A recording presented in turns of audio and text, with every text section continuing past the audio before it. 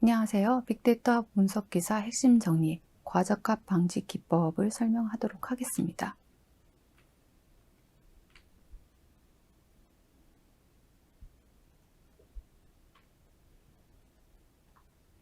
네, 우선 과적합 방지 기법은 여러분들도 아시겠지만 훈련에 너무 핏을 하다 보면 테스트에서의 성능이 저하되는 경우가 과적합이라고 할 수 있겠죠.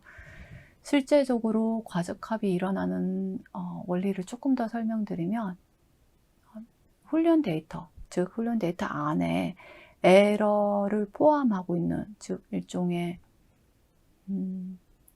튜블런스 아니면 뭔가 이렇게 정상적이지 않은데 그러한 어떤 데이터 범주까지 특징까지 포괄을 해서 맞추는 경우가 있습니다. 그렇기 때문에 실제로 테스트 데이터의 특징과는 무관한데 여기에 테스트를 하게 되다 보면 즉 훈련된 데이터 기반한 모델에 핏이 되다 보니 결과적으로 테스트에서는 성능이 매우 저하되는 경우가 과적합이 일어난다라고 할 수 있겠는데요. 이를 방지하기 위한 기법으로 여러 가지 기법들이 소개가 됩니다. 되고 있는데 첫 번째로 말씀을 드리고자 하는 기법은 정교화 기법입니다. 이 정교화는 모델이 복잡해지면 질수록 가중치도 커지고 그리고 파라미터들도 더 많아지고 복잡해지는 경향이잖아요. 그래서 이 기존의 손실 함수에 규제항을 더함으로써 추가를 하는 거죠. 추가함으로써 이렇게 페널티를 부과를 해서 절대값을 작게 만들어 줄 수가 있게 됩니다.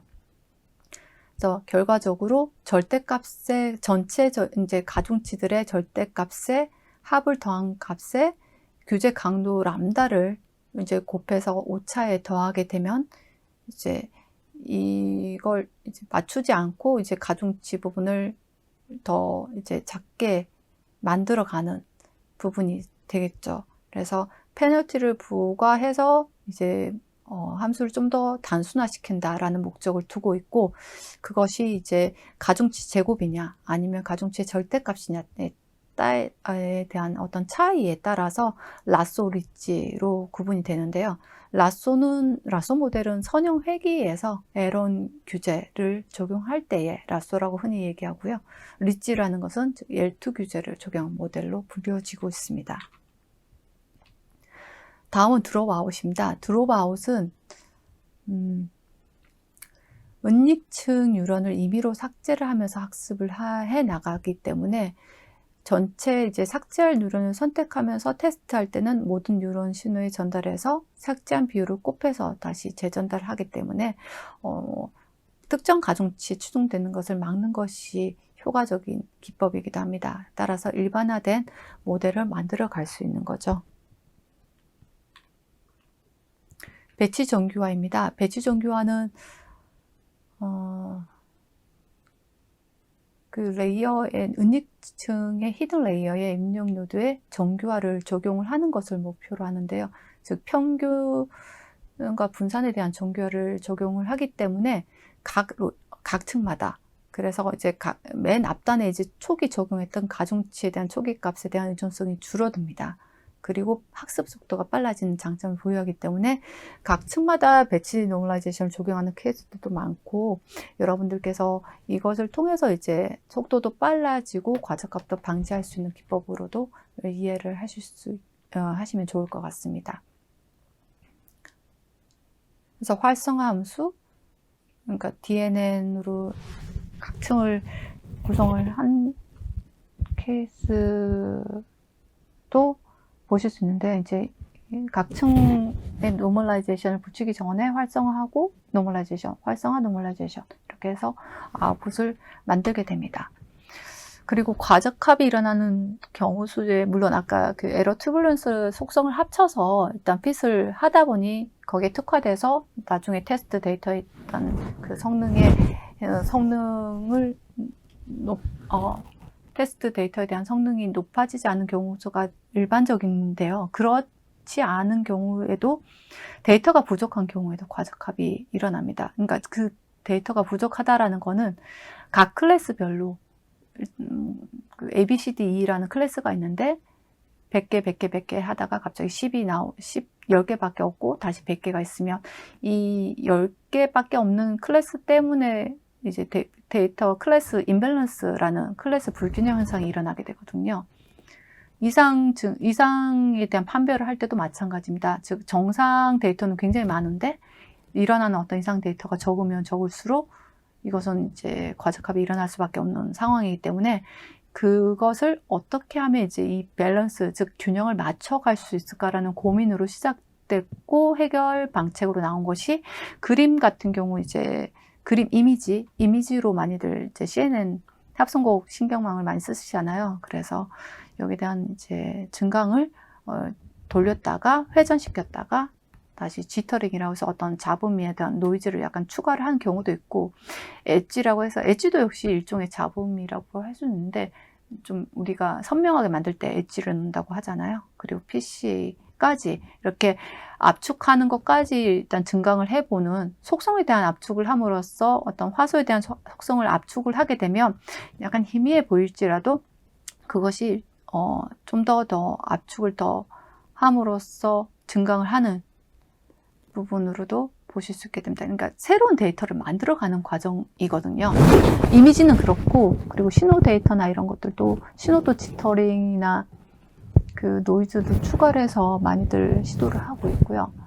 신호를 있는 그대로 복제하는 것보다 이렇게 뭔가 이렇게 텍스트에 대한 데이터 또한 삽입하고 삭제하고 일종의 변형을 어떻게 주느냐에 따라서 일단 데이터에 대한 어떤 증가를 이제 어그멘테이션이라는 증강으로 이해를 하시면 될 것 같거든요. 그런데 이제 이것은 경우수에 따라서 이렇게 증강을 해서 도움이 되는 경우가 있고 도움이 되지 않는 경우가 있는데, 즉 어떤 피처들이 있으면 데이터들마다 특징들이 있잖아요. 그 특징들에 대한 부분을 반영을 하되 원본과 거의 흡사하다면 사실 증강에 대한 효과가 없습니다. 그리고 또한 원본과 다른 어떤 시뮬레이션 환경에서 구축된 그런 일종의 데이터 합성이라고 볼 수도 있겠지만 그런 합성된 데이터들을 가지고 증강을 했다고 보기는 또 어렵거든요. 그래서 얼마나 유사성을 가지고 현실에 대한 그런 데이터에 대한 특징을 반영을 해 나갈 수 있는지에 대한 어그멘테이션에 대한 연구는 현재도 계속되고 있습니다.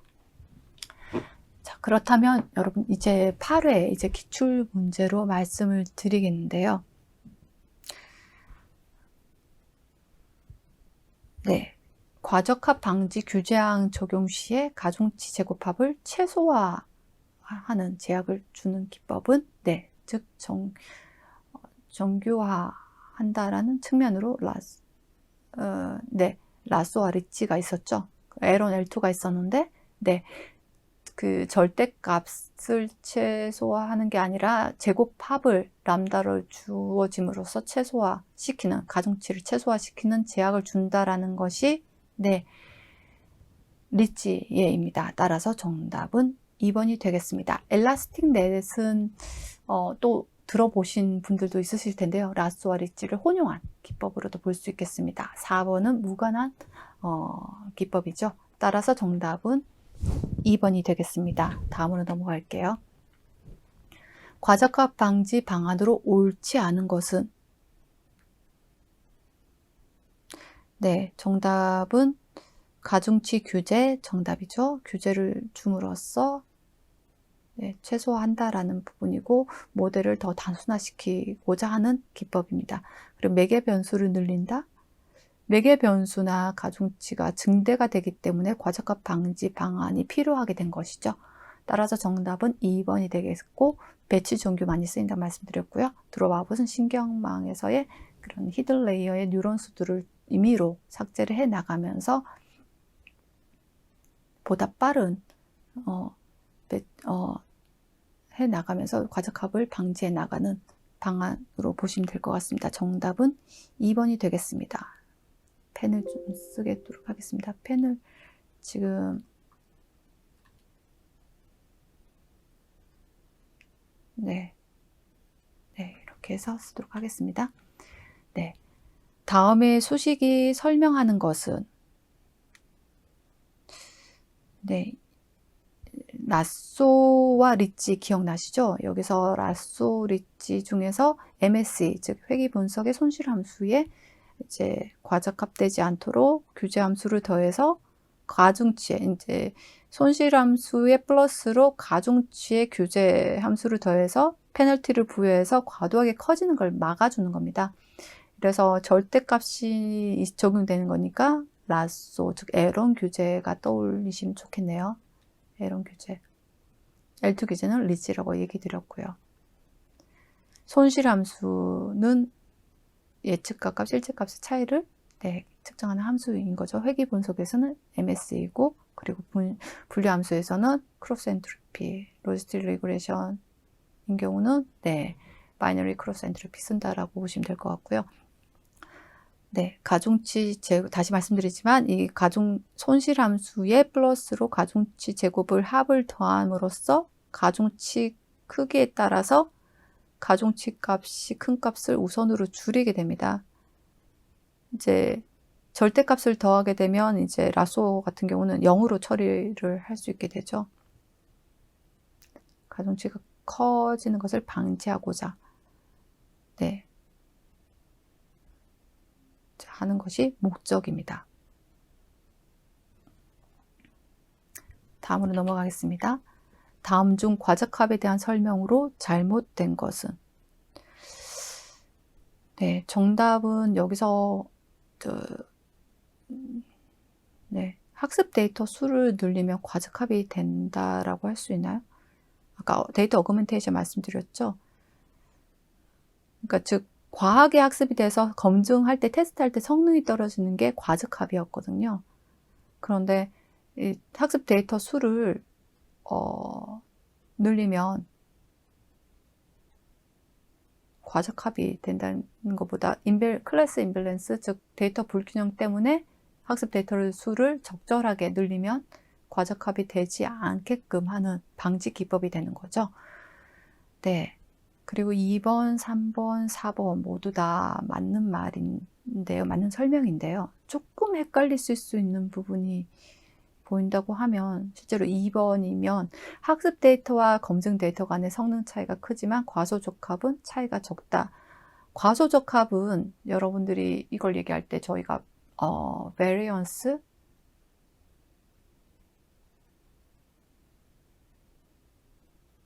bias가 있는데요.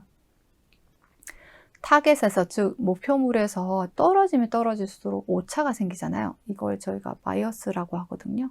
즉 이제 variance는 이제 편향, 즉 이제 분산이 분산이 일단 더 많이 멀리 떨어지는 정도인 거거든요. 여기에 대해서는 트레이드 오프가 존재합니다. 트레이드 오프는 얘가 적을 때 얘는 커지고, 얘는 커질 때 얘는 그러니까 얘는 작을 때, 얘는 작을 때, 분산인 경우가 작을 때, 이제 바이어스는 즉 이제 커지는 경우 수인데요. 언더피팅, 즉 과소적합은 언더피팅이라 하죠. 즉 이제 바이어스가 커지는 경우입니다. 즉 타겟에 가깝게 가지 못하기 때문에 트레인 때도 가깝게 가지 못하고, 테스트 때도 가까이 가지 못하니까 이 데이터 차이에 대한 부분이 적죠. 성능에 대한 차이는. 하지만 이제 학습 데이터와 검증 데이터 간의 성능 차이가 크다라는 거는 즉 오버피팅인 건데요. 이렇게 좀 내려가면서 점점 좀 내려가는 것이 트레인이라고 하면, 이게 테스트할 때 어느 정도 가다가 이렇게 내려가지 않고 이렇게 간극이 벌어지게 되는, 그 사이에 어떤 얼리 스타핑 적용해서 조기 종료하는 기법도 사실 과적합 예방 기법이기도 하거든요. 근데 주로 많이 쓰이는 기법을 앞선에 설명드렸고요. 조기 종료라는 기법 또한 이제 유명합니다. 적절하게 찾아서 이제 조기에 멈추게 되는 거죠. 그래서 이제 이렇게 이제 과대하다, 과적합인 경우는 이렇게 성능 차이가 트레인 테스트 간에, 왼쪽의 Y축은 성능이라고 할 수 있습니다. 성능. 시간이 지나가면 갈수록 이렇게 시간이라고, 트레인과 테스트에 대한 간극 차이가 벌어지게 되는 거죠. 그래서 이제 과대적합, 과적합인 경우는 하이 베리언스, 즉 바이어스는 적어지되 하이 베리언스로 분산이 일단 커지는 부분으로 갈 수가 있습니다. 그래서 이 부분에 대한 어떤 트레이드 오프가 있다라는 부분은 기억하시면 좋을 것 같습니다. 네, 다음 중 과대적합의 경우를 가장 적절하게 나타낸 것은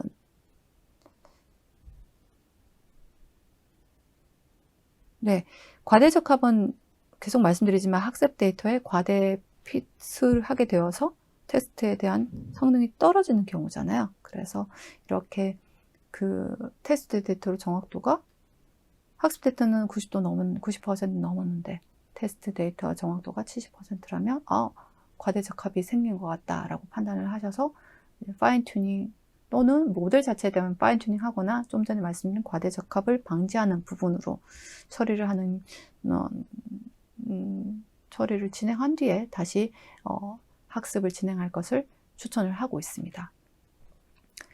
자, 이제 6회에 인공신경망에서 학습 시에 과적합 방지 방법으로 적절하지 않은 것이 나왔는데요. 네, 정답은 네, 2번이죠. 실제적으로 가중치 크기는 더 줄여가는 걸로, 과하게 하지 않게 줄여가는 걸로 손시할 함수 플러스 이제 그 가중치에 대한 크기를 줄여가는 걸로 람다 규제 부분으로 진행이 된 게 L1, L2 규제였죠. 그래서 최대가 아닙니다. 그리고 입력 노드 수를 줄이거나 에폭 수를 줄이거나 히든 레이어 수를 줄여서 더 그 복잡한 모델을, 그러니까 과대적합도 사실 복잡한 거잖아요. 그러니까 복잡해져서 사실 성능이 더 떨어진 거니까 그것을 단순화시키는 걸로 갑니다. 근데 과소적합은 언더피팅이죠. 단순했던 걸 이제 조금 더 복잡하게 만들어가는 걸로 서로 반대 방향으로 일단 방법들이 나뉘어진다고 보시면 되겠습니다. 5회 다음 중 인공신경망 모형에서 과적합을 방지할 수 있는 기법으로 옳지 않은 것은 네, 정답은 2번입니다. 가지치기는 여러분들 혹시 들으셨을지 모르겠지만 경량화, 즉 모델을 압축시켜서 성능이 비슷하되 압축시켜서 우리 흔히들 듣고 있는 온디바이스 AI나 엣지 컴퓨팅 이렇게 그 경량시켜서 그 로드를 할 수 있게 하는 그런 모델에 대한 압축 기술들로 많이 좀 알려져 있거든요. 그래서 이런 압축 기술 중에 가지치기가 있는데 가중치, 즉 이제 신경망이 가지고 있는 가중치 중에 비교적 이제 작은 값들이 영향력이 적은 값들에 대해서 0으로 처리함으로써 그 모델 크기를 줄이는 기술 방법입니다. 즉 경량화에 포커스가 되어 있기 때문에 정답은 2번이 되어 있습니다. 네. 1번, 3번, 4번은 이제 4번은 학습률을 수정하면서 하이퍼 파라미터 튜닝으로서 과적합 또한 방지할 수 있는 것이죠. 그리고 여기에 추가로 말씀드리겠습니다만 이렇게 트레인하면서 이 성능과 시간별대로 줄어드는 그런 기법인데요. 이렇게 시간대로 줄어드는 부분이 이제 일반적인 트레이닝을 할 때에 테스트 또한 이렇게 맞춰주면 좋을 텐데 테스트가 이렇게 가다가 테스팅할 때 성능 차이가 이렇게 괴리가 이렇게 커지는 부분이 실제적으로 과적합이 일어났다. 그래서 여기 엘보 시점인가요? 이렇게 좀 그 적절하게 간격이 균일하게 일단 적절한 간격으로 맞춰졌을 때 이제 종료해보자라고 하는 것이 조기 종료 기법인데 이 또한 과적합을 방지하는 기법입니다. 별도로 알아두시면 좋을 것 같습니다. 조기 종료.